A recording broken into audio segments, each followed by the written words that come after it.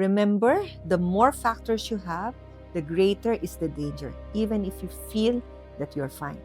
Kung may isang bagay na dapat tayong pagtuunan ng pansin ngayong buwan, ito yung preventing heart disease before it actually happened.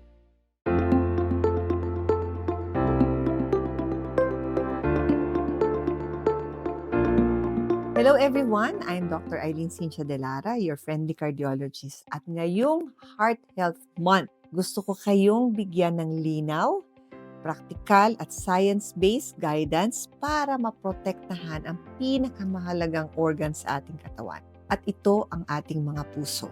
Because your heart deserves the same love and care that you give to everyone else.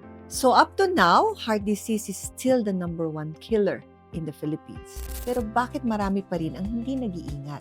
So there are 3 reasons. So number 1, binabaliwala ang nararamdaman. Laging sasabihin, wala po akong nararamdaman. That's a mindset already. Kaya maraming heart disease, it is called a silent disease. Walang simptomas, even on the latter stages of it. So number 2, there are cultural habits. Bakit? Ang mga Pilipino mahilig sa maalat. Very high salt diet, madalas nagpupuyat so kulang sa tulog, stress na hindi naman actually nagagamot.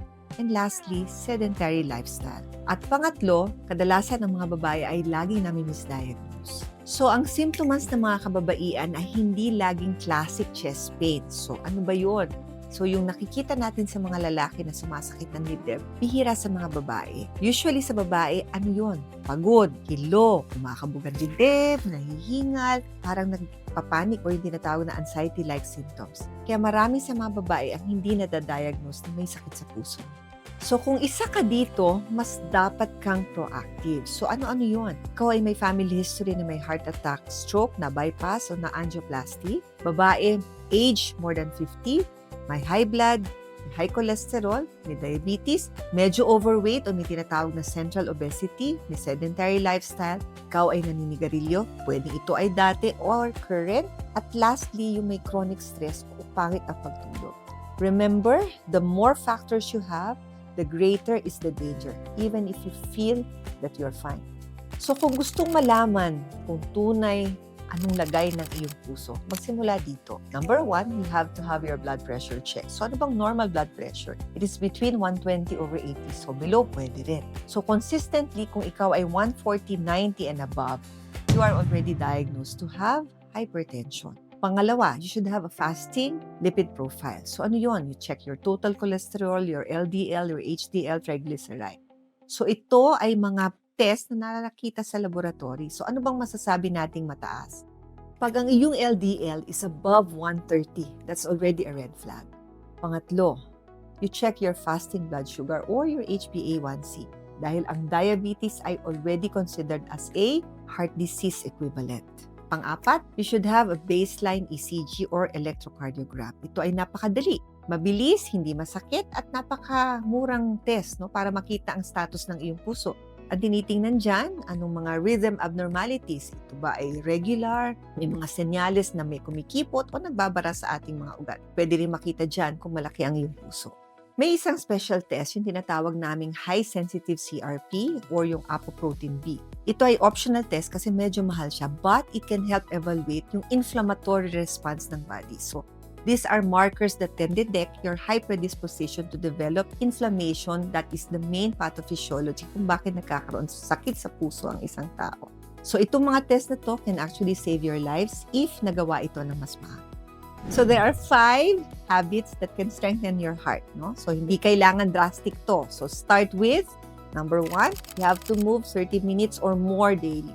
So pwedeng hindi ka tumakbo because walking is already a medicine. Pangalawa, you have to eat smart. So, dagdag gulay, bawas ng maalat, replace fried with steam or sometimes grilled. So, sleep at least 7 to 8 hours. Kailangan po ang katawan natin, especially ang puso natin, ng recovery time. So, ito yung ideal time na dapat nagpapahinga yan.